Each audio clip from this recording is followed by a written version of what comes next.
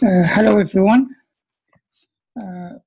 In this video, I'm going to give you just a demonstration of creating a login screen where the user can register using username, password, email, other details, and then he can log in to the app.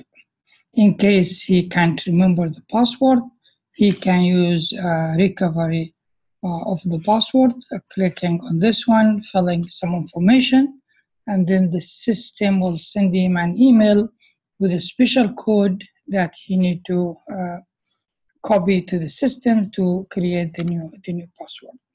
This is needed, I think, for most applications where they need to do authentications.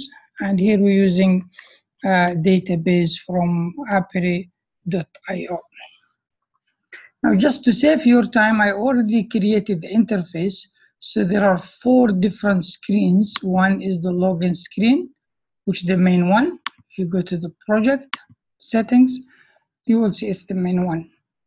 So that's the login screen, which is this one. Then the other one is register screen, where the user can register by entering a login ID, email, then password, and confirming the password, and then registering.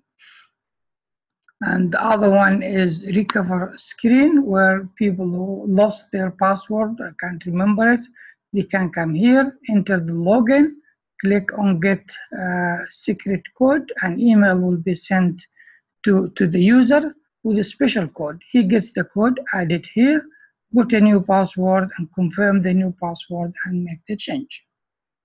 And this page is the main page. When successful in terms of logging to the main from here, it takes him to the main page where you start having your the rest of your application. Now there is one variable will be sent, which we will discuss later, that contains the user ID. So in this page later, you can use it to do more processing of data. So maybe you show special information just only for that user, or allow him to do certain things only that user. So that's the reason behind it. Now it's important you use the same field name for the buttons we have here and for the input as well field, because we're creating a server code and some scripts that uses those variables or those field name. So this one, just ensure it's login input with I as a capital. And then the other one is password input, same thing. And then this button, we did call it login button and register button and recover password button.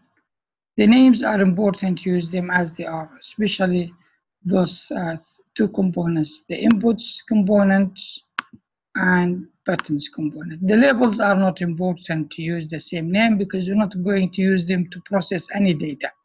Therefore, they should stay as they are. So that's the login screen. Now, if you go to the register screen, again, same thing. This field is login input. This field is email input, password input, and recover confirm password input, and then register button. You can pause the video and look at them one by one if you want. The other one is recover screen. We'll go to this one a little bit, maybe more slow. Here, login input, same thing. Secret code input, the C is uppercase and the input, the I is uppercase. Then new password input, it's exactly the same case, use please. And confirm new password input.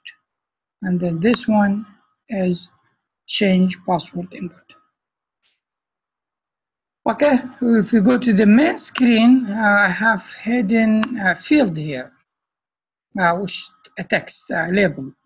put a label here with nothing, it's not hidden, it's just there is nothing in the text. Yeah. So why? Because I will show the user ID on this screen later. I'll show you using global variables or storage variables, local variables. So that, and then a text. There's nothing else in this one. Now we need to start working on three things. Now, one is the database, which we're going to use to do the authentication and login. The other thing we need to look at is using server code to run some script on the servers to help us by sending emails. So that script will send email. And the other one will send the code, recovery code, also by email.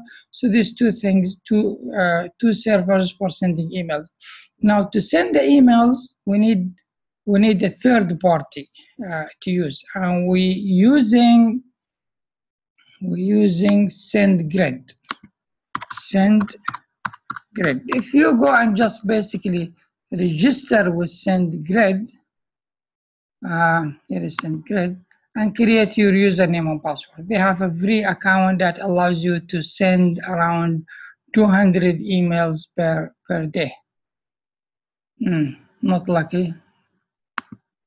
At this moment, it seems not on.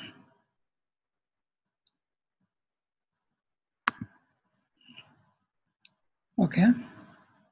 So what's wrong with? You're not lucky to have SendGrid. Ah, here is SendGrid. That's the logo only. What is SendGrid today? You want? It's not good news. Oh, it's on. Yeah, it's just for a few seconds. It is very reliable, but I don't know why it's happening just now. So you go here and register. Again, it's free, and the free package allow you to do around 200 emails per month. Yeah, per month, and that should be enough for the testing. Later, if we need, we can move into higher level, which we can have 40,000 emails a month, or goes up to that level. We'll just go with the free package. I think it's enough. You just register and get username and password from there. Now, let's go to the database now. We'll come back to SendGrid. We'll go to the database. Now, in the database, we need to create, we need to use the users variable. I use this database for almost everything I do. Let's go in. I already have it in place. So when you go in, you'll find also you have users here. So if you click on users, I already have created a database, a collection. The collection by default is created, but what I need to create is to add just only 2 columns. Usually it comes without the email, without the secret. So these 2 fields are not there when you come to users by default. So you need to create these 2, and basically to create it, as you know, you click on here, put the name email, its string, then it will be added. Add another column called secret code underscore code, and it will be created. So these 2 variables, you create them this way. They are already in, and as you can see, I have already 2 users in. Now, the 2 users is better not to add them from here. Let me delete these 2 users, and then we can add them later. So let's delete them. They will come through the system. So these are the how it looks like. That's the collection. Now we are here, fine. So what basically you will do, you will use one of your databases. Maybe you create a new one you want. You will find there is a collection already called users. You go to the users, and then you add 2 columns, one email and one secret. The rest are already there, but just you need these 2 to be added. You're done with your database. You come back to your application. Let's start by the login screen. And as we used to do, we need to create a service that will help us map the data in the collection or in the table into this system. So let's go and do that. So what we will do here is we go here into the create new, which always you go there when you want to create a new service, and you go to the database service. Now, if you remember, we used to, first we select the database. So we go into the database address book. Now you get many things. We used to go here to the collections, because we're going to create a login and sign up and login. So we need to select these two from the user's account. So these two services we need one for the login and one for the sign up. These two services are there by default because it helps you to log in and sign up. You can later use the log out if you need to do that. So that's what you need. You go to the database, right database, you select login and select sign up, because these are the two we're going to use in our application. Now this will start now creating the service. They will appear here. So these are the two services which we have in place, which we have done. Now, as you know, we need to go now to the form or the page, go to the data and create a data source of type service. So we'll create a data source of type service. We will start by login service. It's logical to start by the login service. So we'll call it login service. Now again, the way you name this one is important, because I'm going later to create a script that will call this. So it's important you keep using the same naming of that I'm using here. Now, after we do that, we need to map, and we need to map the request. We need to do request mapping, not respond mapping. So we'll go to here, and we have the request mapping. As I said before in a previous video, if you're sending data to the database and you want database to process it, then you're sending data, so you need the request. Okay, so we are here in the request. What we're looking at, we have our database and our form or our page. Now we need to pass the username and we need to pass the password. Here we need to look at the input, login input. It is the username, and the password input is the password. We are done with that.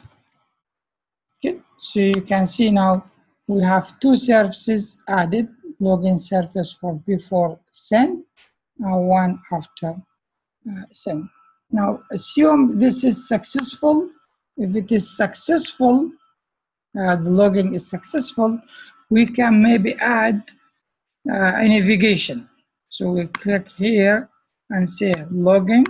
If it is successful, what we wanted to do, we want to go navigate to page, and we go to the main page, and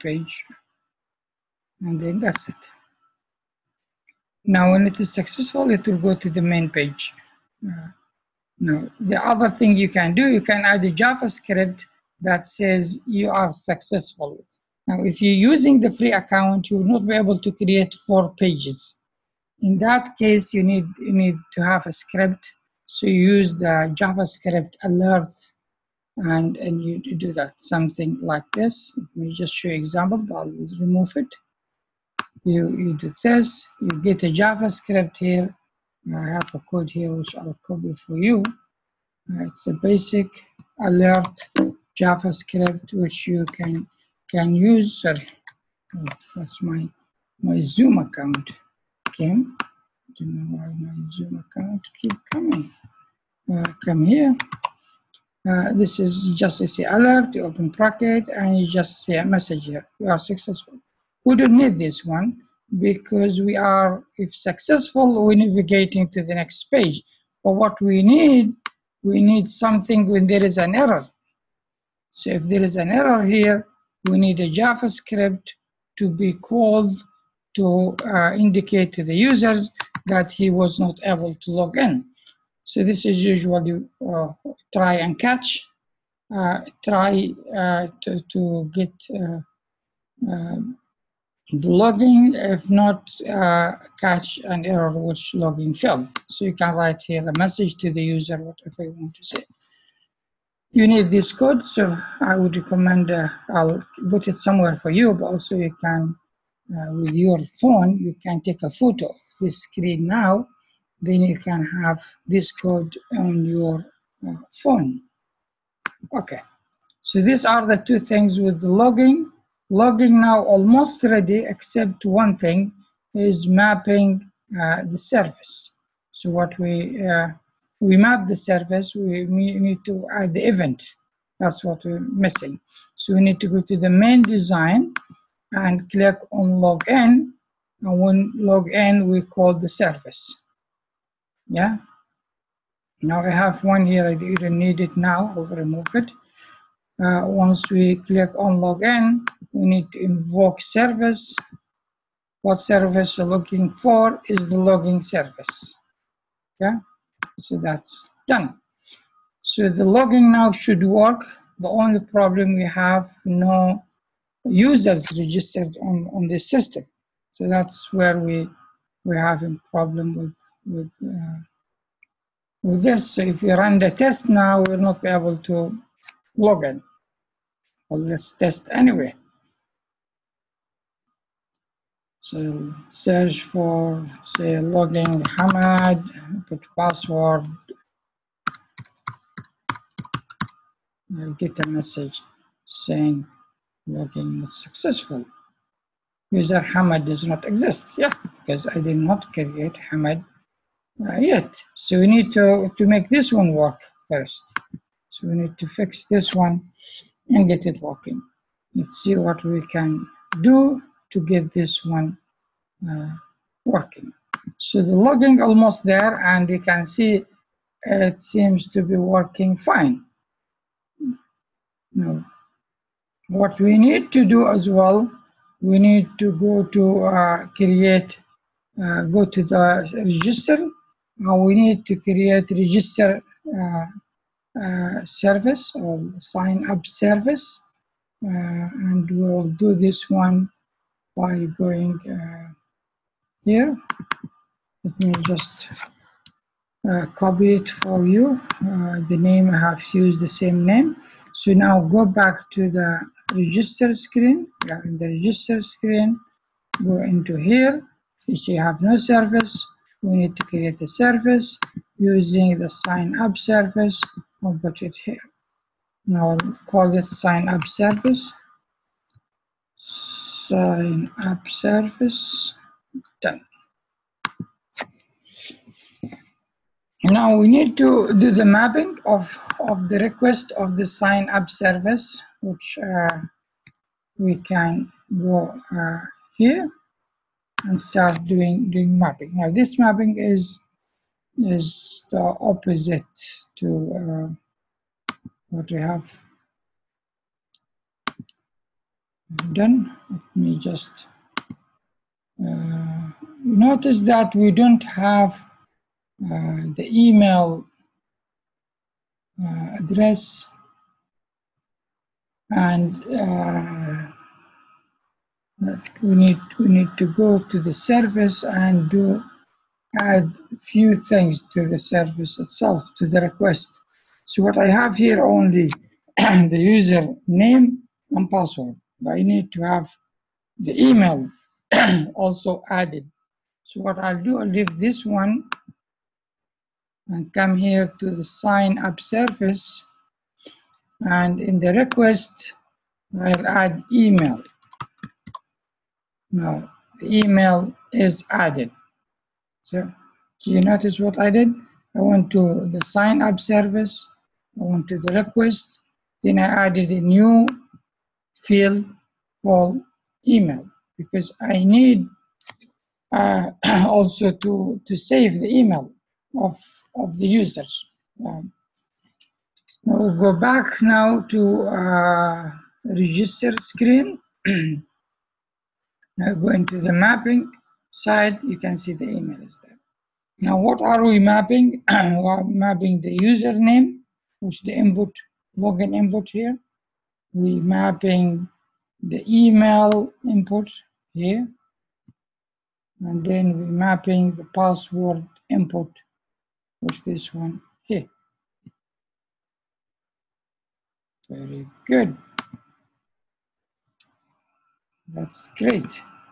Now, in case if it is successful in terms of registering the users, so we are successful in registering the users, we will use here success. We'll just have that alert message in case if successful. You have successfully registered. That's what we will have. Now the error is the same thing. I put it in the wrong place. What's wrong, Ahmed, with you? It should go into the success. So JavaScript success. Okay, then saved it. Okay, Java success, correct. And we can add it also, add another one to the JavaScript error, and who will guess what we'll have? The same thing we used for the login when the login was wrong. The same, everything is the same except just the message saying registration failed. Now we are ready to test it, but we need to do one more thing as we always do. We need to invoke that service now and go to the form, and when user click on register, then we go and process that service. And what we're going to do is a little bit different from the usual thing. The usual, we just go into here and select invoke service and just select the service we need. That's fine, but it's not going to work because what we need to do, it will work, but it's not going to be the right thing because we need to make sure the data here, the validation of this data is in place. We need to make sure the password and password recover confirmed are the same. And that's important to do this. So we need a small script to do that. Okay, so what we will do, we'll run a JavaScript instead of just invoking the service. And the JavaScript code is here again, and we'll bring it here. So that's how it looks like. Now, just getting the logging input field and making sure the password input and the confirm password input are the same. If they are not the same, then there is a message coming saying your password is not correct. Yeah, and again, if email was not entered right, then you get no email. Then you get you need an email because how you recover the password without an email. So you need that email because it's important, and that's it. So this is a very basic script which we need to have in place. So that's where it is. Again, you can do that. Now we can test it now, and we should be able to add users, and then we can also log in. Let's go in. Let me add a user. Put register. I'm not able to log in, I know. I'll add Hamad, for example. So it should be add ACT. No, let's use gmail.com. Password is Hamad1234. Password Hamad1234. Let's do that. You have successfully registered. Now let's test it. User Hamad already exists. Okay, sorry, because I clicked twice. Now go back here and say Hamad, Hamad1234.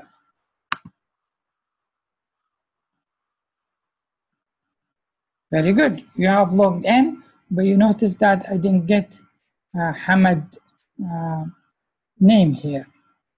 So the session variable or local storage variable is not passed. We'll go and fix this one.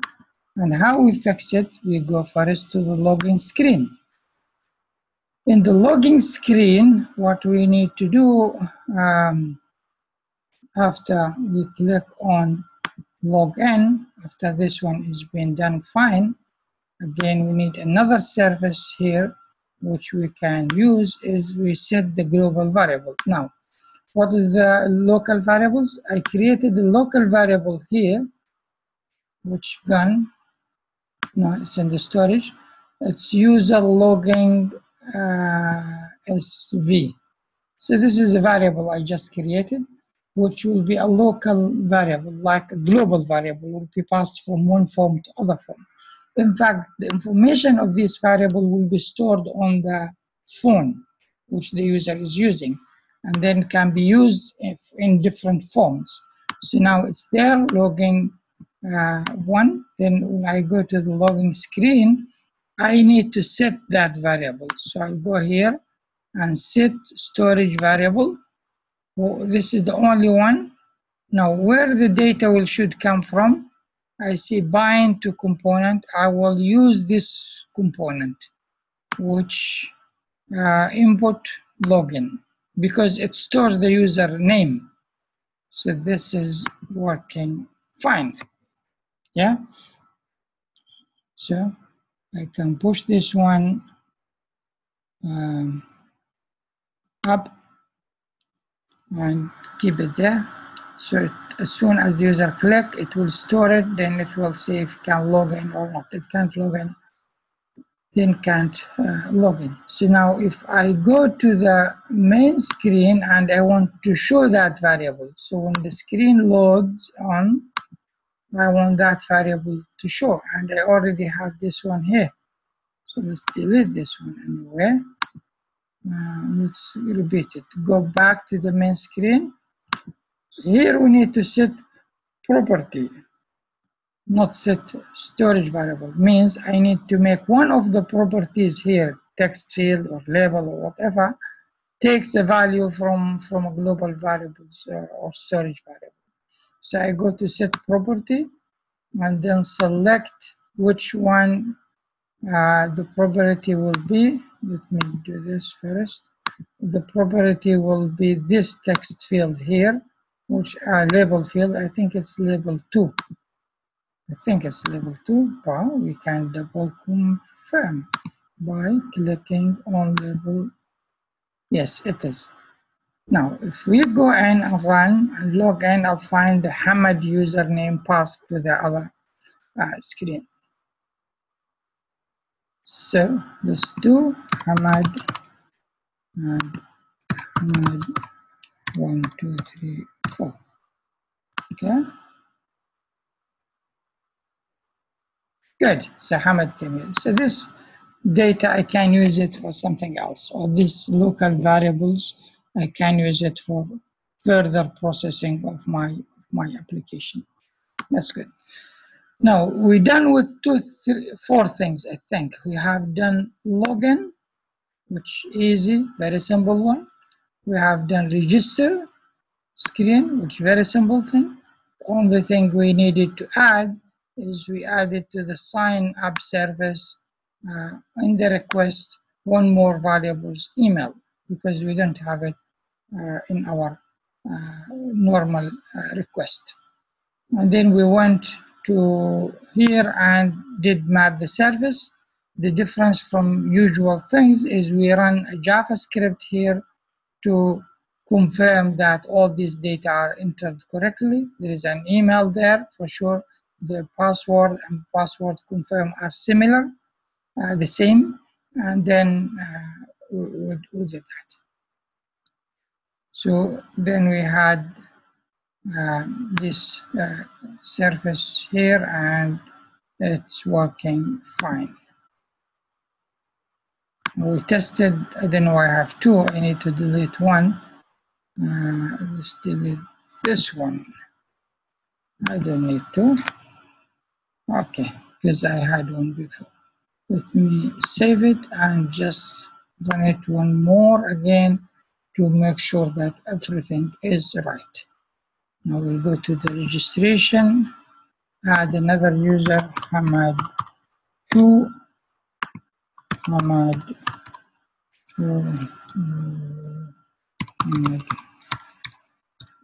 okay.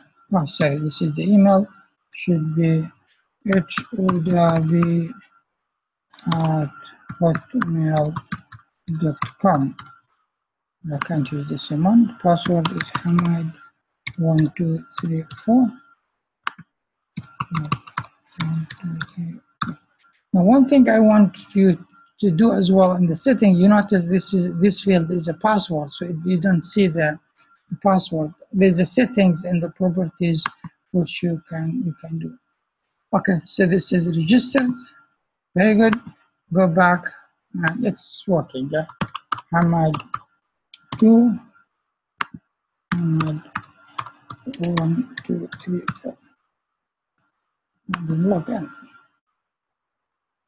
So Hamad2. So we are fine with our testing. Now, the last thing we need to do is this recovery password. Yeah. So in the main screen, if the user cannot find, cannot remember the password, need to recover the password. And here's the recovery password. And here where we need to use the back-end server code. Why? Because we need to do two things. One, we need to send email with the secret code to the user. When he just put his username, click here, he get an email, or she gets an email with the secret code. We need to do that. The other thing, when we save the password, we need to confirm by an email to the user that the password has been changed. So we need to go back to the server code. Now, go to the server code by clicking there. I think this one, if you create it just once, later you should be able to use it for all the other applications and see how we can do that. Now, let's look at the send email first.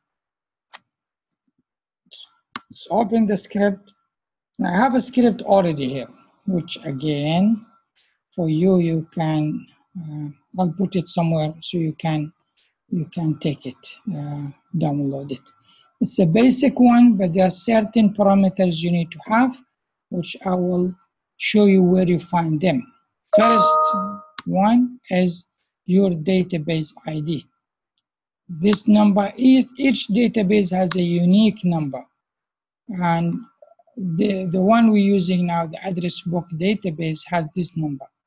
And also each one has a master key. So where you can find these two informations, that's one thing we need.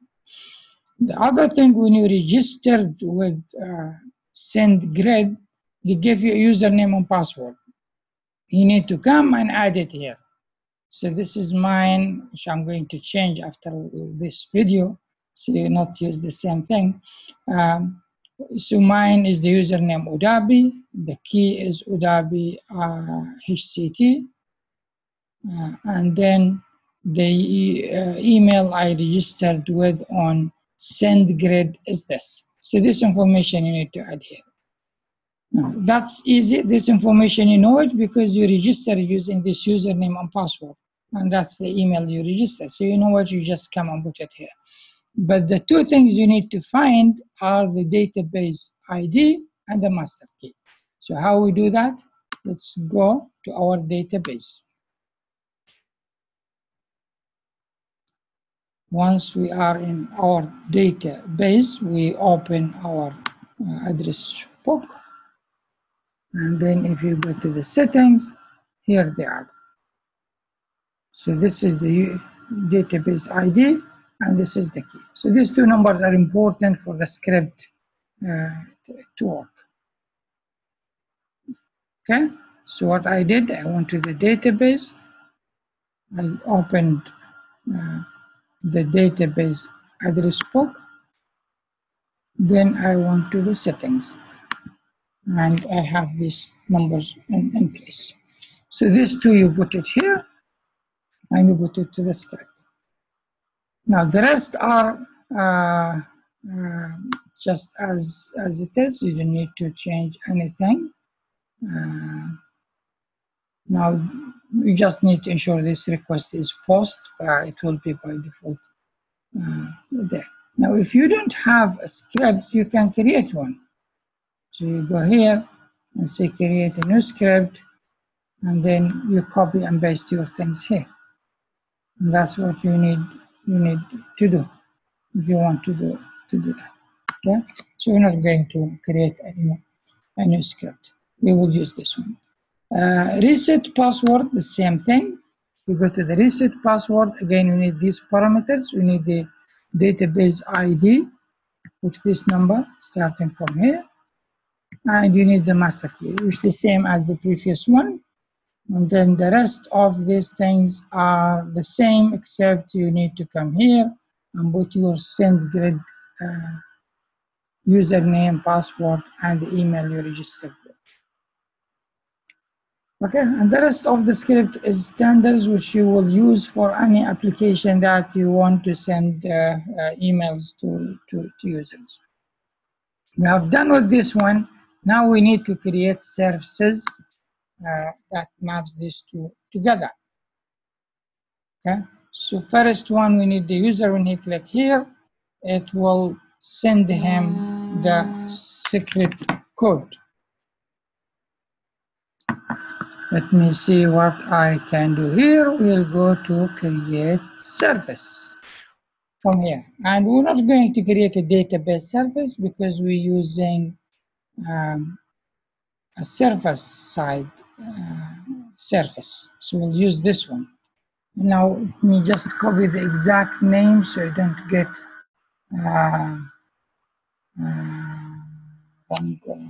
the script are using each other's. So let's call it, I think, send email service. Yeah.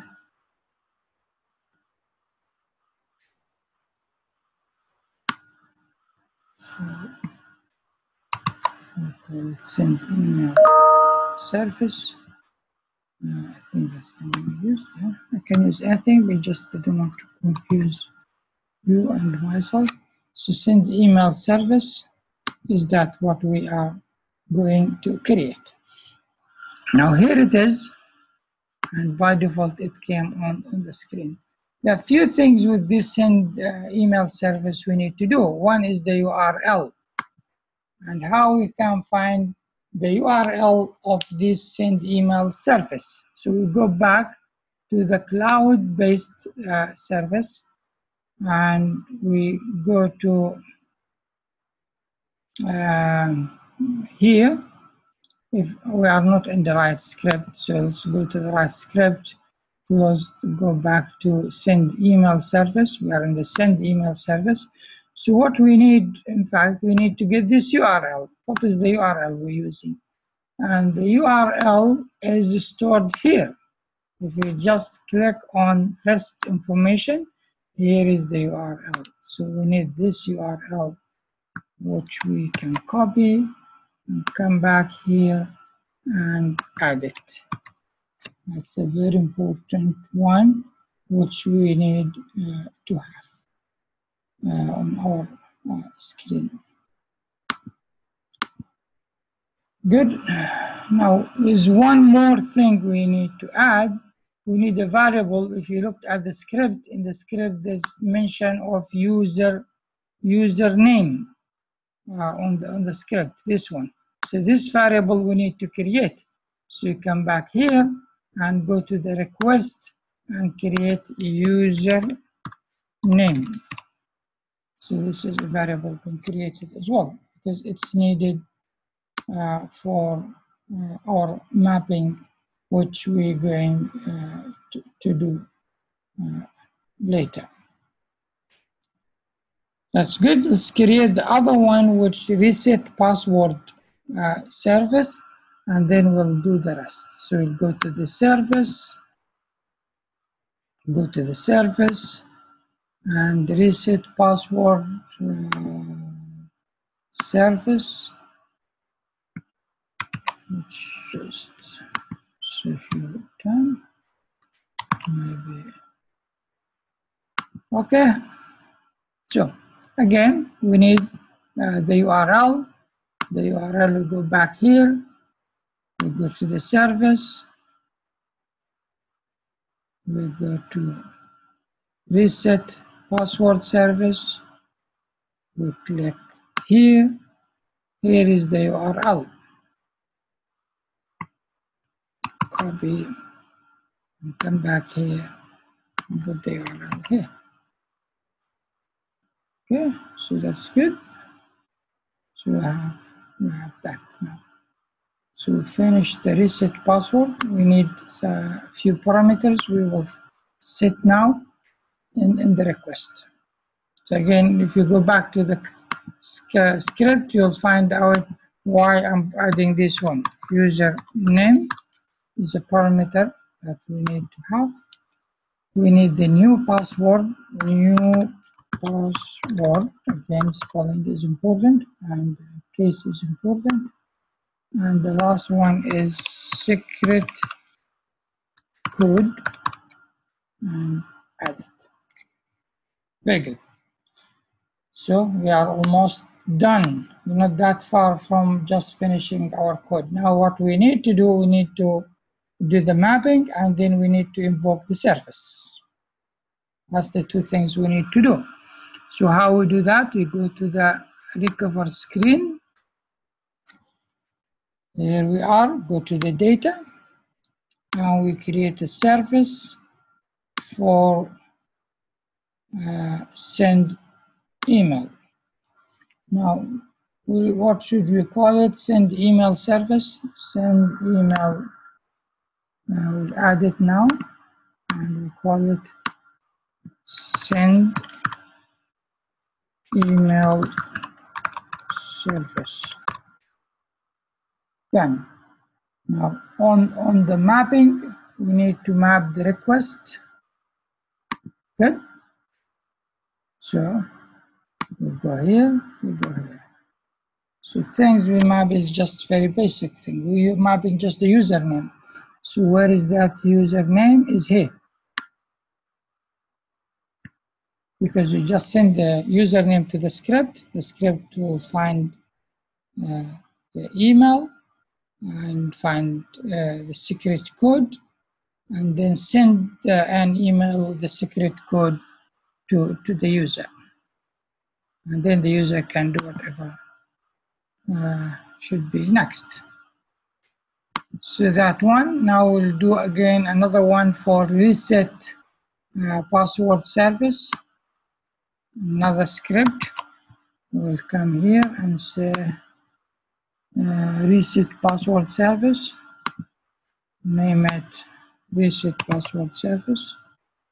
And then also we're going to map the request, which is in the before, and show all. Now you can see we have more things to map. So the username coming from the input, password, secret code. Here is secret code input. We'll get it here because the user will input this one. A new password. Yeah. Okay, that's good. Now the confirm password is not in the database, but will be checked using the script which we have. Now we save this one. Done. Now we have set send email, and just coding to make sure we have the right thing. Now, when we need to make sure the new password is equal to the confirmed password. So what we will do, we will go to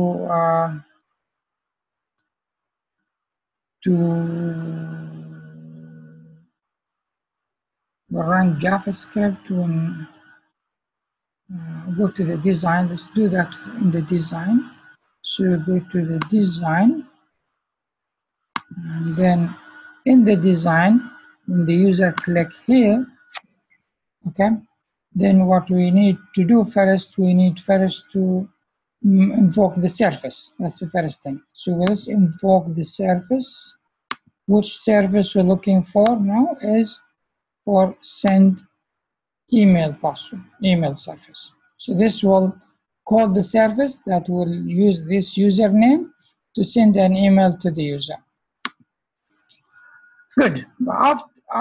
After that, what we need to go to change password button, this one here. Now assume the user received the secret code, put it here, put the new password and the password. We need first to make sure these two are together, and if it is correct, then we will run the service to reset password. So what we need to click here, and go to a JavaScript, which will do two things. One, it will check if the new password and password are the same. In case they are the same, it will invoke the service reset password. Now see, we're invoking the service in a different way. So we're doing some processing before calling the service. This one will call the service, but it will not call the service unless until the new password input equal to the confirmed password input. Good. Now we just need few messages to give some information to the user, things being successful. So if you go to the send email service, if you click here, you will see all your services. So you make sure you're working on the right one.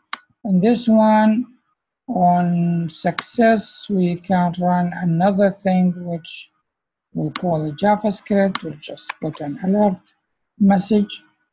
And then in the other one here, if this is also successful, we'll go to JavaScript and do the same message.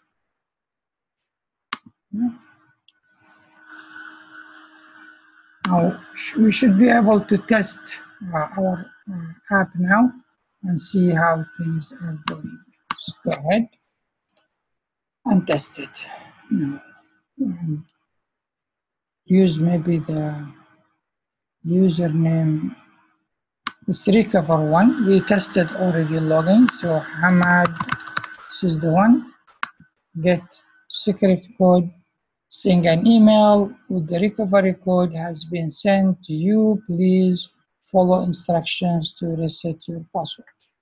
So you should get an email, and it came here in my Gmail. Where is it? Here it is, if you can see it. Yeah. And then what I'll do, I'll come back here with this new code, which came to me, QROFMWZMPRDI, and then put a new password, and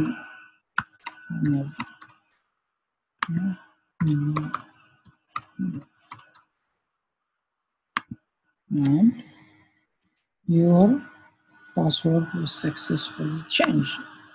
Very good. Okay, let's go back here and say Hamad new. I'm not sure what case did I use. Login with wrong password. New. Yes, it's working. I think so it's working perfect. Now everything is working. So thank you for that. I'll just summarize quickly what we have done, and then we'll go through that. Now, 4 screens created. One is the main screen comes on the screen where the user can either log in with username and password if he knows, or register as a new user, or recover the password if he cannot remember what is the password. Now, once you log in, it takes you to this screen, which we had a local storage variable passed between screens, and what we did, we reset the value of that one here. When user log in, then we set the storage variables to the value of this one. So always in the next page, they will have the login ID. And then the service we had here is just a basic invoke service of login service, which we created here, and we mapped it to as we mapped only username and password here. Now we're done with that one. If user is not registered, so it will come to this screen, and this screen again is a simple one because we run only script here after we created the service, which will ensure that username, you ensure that the password and new password are the same, and ensure there is an email or entered. And then if everything is successful, it will call sign up service. Sign up service, we have it, sorry, let me, okay. Sign up service we have here, this is sign up service, and it just maps the normal variables we have in here, which the username, password, and email addresses. And then we have few things just in case it's successful. We run an alert saying, yeah, successful. If it's error, we run just try and catch and say there is an error.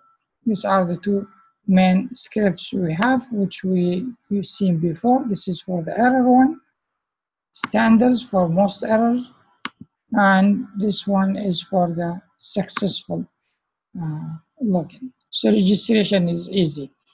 Coming to the recover screen, it's more advanced because we need to do a few things. One, we need to go to the server code and create 2 scripts. One for sending email with the secret code from the database, and the other one by sending email after the password successfully reset.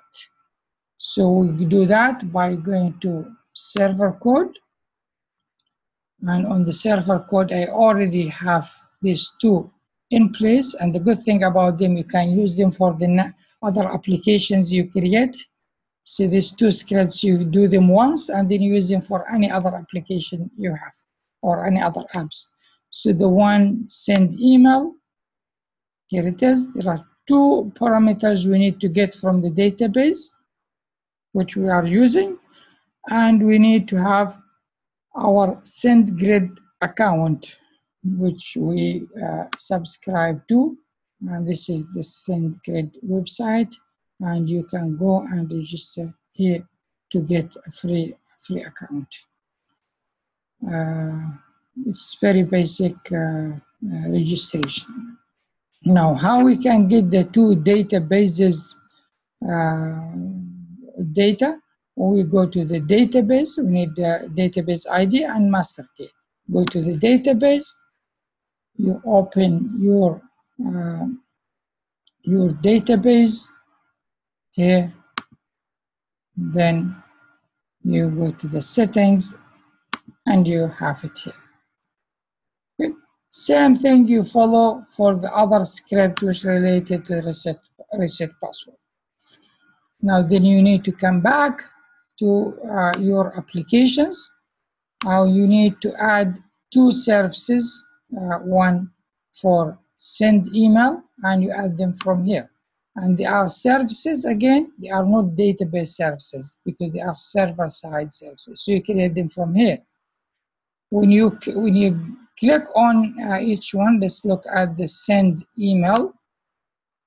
The parameters come like this. This one will be empty, the URL. So you need to get the URL, and the URL, you get it from here. You go to the email, send email, and then here you'll find all the URLs you need.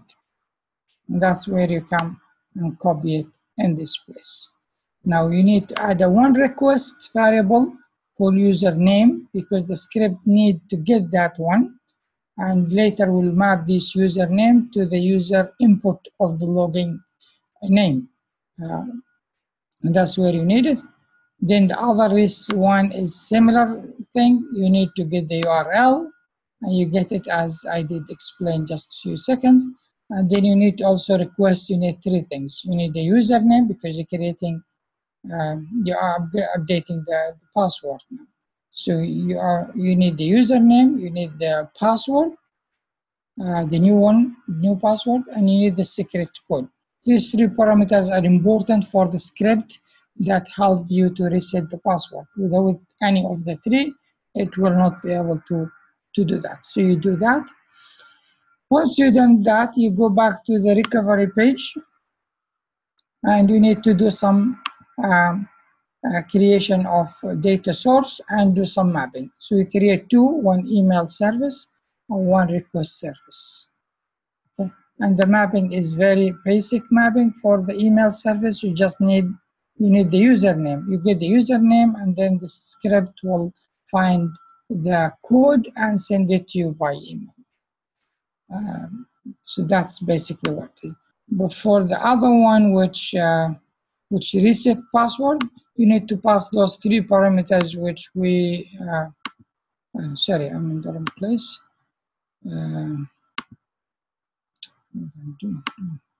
Okay, yeah, these are the three parameters you're doing. You need to have the input of the username, you need the new password, you need the secret, and you take it from your screen in the right place. They are usually input field.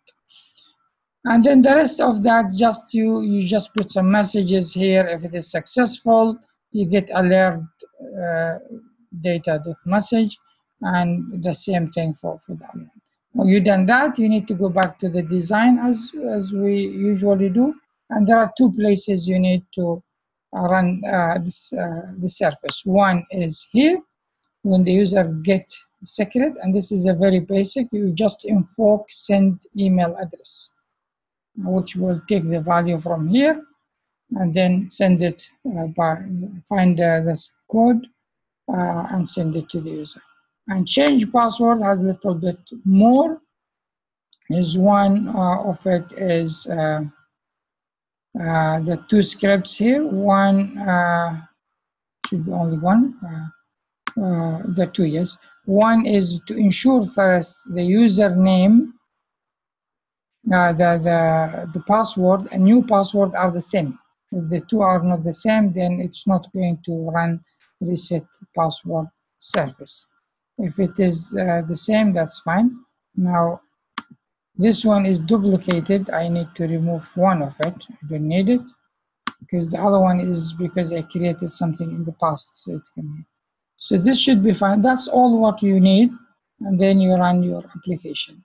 Now I'll make this one public, so those of you who want to test it, please scan this QR code, and then you should be able to test this application on your phone or iPad or any other device. And I hope you found it useful and help you with your application development. Thank you very much.